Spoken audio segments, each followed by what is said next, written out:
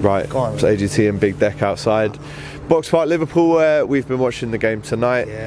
Listen, it wasn't a game of loads of buckets of chances for home or the away team, but in the end, we contained.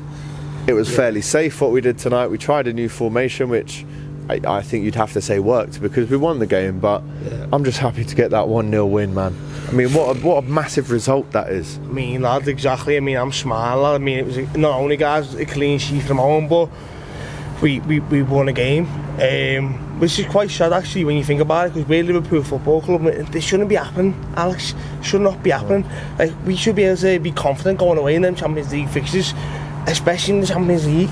Like, this season was Liverpool going to win the Champions League. What happened with last year with PSG and stuff like that, and you look at it and you think, oh my God, we won 1-0 just about, by the way, away at Inter Milan in the San Siro. Like, where'd you go from here, mate? Do you know what I mean? And you've got to follow that up with the win against Brighton, Tottenham, Wolves. No, exactly. It has to be. There's no space for any more defeats. But I'm glad that on this tonight, with all the controversy that surrounded the build-up to this game, I think we've done a really professional job there against the good Inter Milan side who haven't lost at home for 3 years in the Champions League. That's a very impressive thing to do. Starting to feel a bit more alive on the fan cabs. Do you know what I mean? When was the last time we had a big European away win like that? Probably a year ago. Yeah, exactly. Apart from the PSG game. But listen, clean sheet. What are you more? I think the first goal should have stood though. So if you look at it on the balance of the game, maybe justice has been done. People can say it's a soft pen, but in the Champions League, if they're going to disallow our goal for what they disallowed it for, in the same instance in another situation where someone's pulling your shirt, if you pull a shirt, it's a yellow card anywhere else on the pitch. And in the penalty box, he's pulled it a couple of times. Can Flo get there and turn it around and shoot? I don't know. But do I care that we've been given the pen? No, because we've scored it and we've won the game. Do I care how? No, we need a bit of luck. And could you say that's luck, or is it just justice served? I think it's just deserved. I mean, you've got to look at it, right? There was so much controversy and around Mo Salah not coming to Milan, and the way you've got to look at it is he's going to AFCON on the 15th of December, and can you think that team can go away and win games without Mo Salah? Yes, we can. We've done it against West Ham without Mo Salah. We've done it against these without Mo Salah.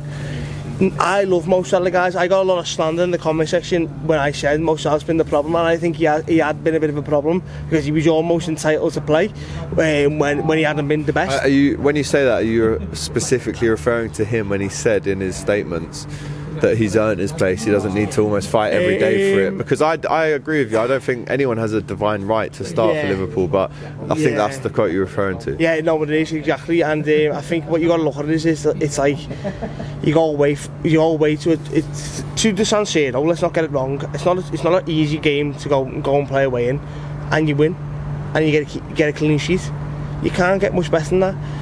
As James mentioned before, it's the first time in 3 years before Inter Milan have lost the game at the San Siro in the Champions League. So, I mean, Alex, you've got to just think like we're going to be okay when Mo Salah goes to the AFCON.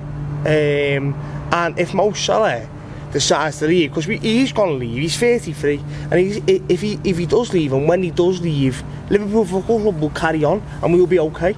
And Isak, Hugo Ekitike, on the pitch at the same time, start 11 tonight.